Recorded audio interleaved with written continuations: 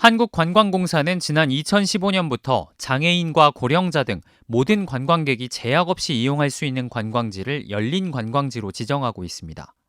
각 지자체가 2곳에서 4곳의 관광 지점을 권역으로 묶어 신청하는데 무장애 동선을 만드는 등 시설을 개선하고 지점별로 장애인, 고령자, 임산부, 영유아 동반 가족에게 특화된 상설 프로그램을 개발하는 걸 골자로 합니다.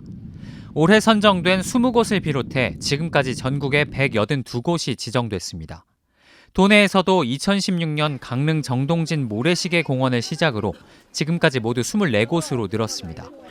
지역별로는 춘천이 9곳으로 가장 많고 강릉 7곳, 횡성과 영월, 속초가 각각 2곳, 동해와 정선이 1곳씩입니다. 하지만 원주는 지금까지 단 한 곳도 열린 관광지에 선정되지 못했습니다. 원주시는 지난 2017년에 단 한 차례 간현 관광지를 내세워 신청했지만 선발되지는 못했습니다. 이후에도 신청을 하려 했지만 간현 관광지의 주요 동선을 무장애 시설로 만드는 게 어렵고 특히 함께 묶을 수 있는 인근 관광지가 부족하다는 게 이전의 원주시 설명이었습니다. 하지만 지난 10년 사이 지정된 전국 열린 관광지를 분석한 결과 한 지자체에서 같은 해에 선정된 관광지 간 평균 직선 거리는 7.8km로 결코 가깝지 않기 때문에 인근 관광지가 부족하다는 건 궁색한 말입니다.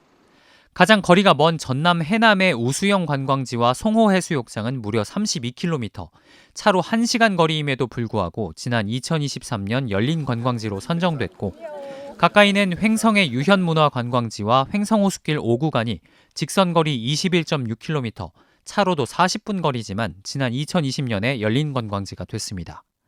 간현 관광지에서 반계리 은행나무는 9km, 훨씬 거리가 먼 구룡사도 19km입니다. 사실상 지자체의 의지가 가장 중요한 건데 이 의지는 열린 관광지 사업에 지자체가 얼마나 예산을 매칭하는지 등의 정량평가와 무장애 관광 사업을 추진하고자 하는 노력도 등 정성평가가 포함됩니다. 여기에 간현 관광지는 내년까지 한국관광 100선에도 포함돼 가점까지 받을 수 있기 때문에 유리합니다. 원주시 관계자는 올해는 반공역 공원 등 추가 시설이 마련되는 대로 열린 관광지에 도전하는 한편 간현 관광지와 반계리 은행나무, 흥원창 등을 연결하는 관광 상품도 만들고자 계획하고 있다고 밝혔습니다. 이미 10년 동안 유예된 관광의 평등이 올해는 개선될 수 있을지 지켜볼 일입니다. MBC 뉴스 이병선입니다.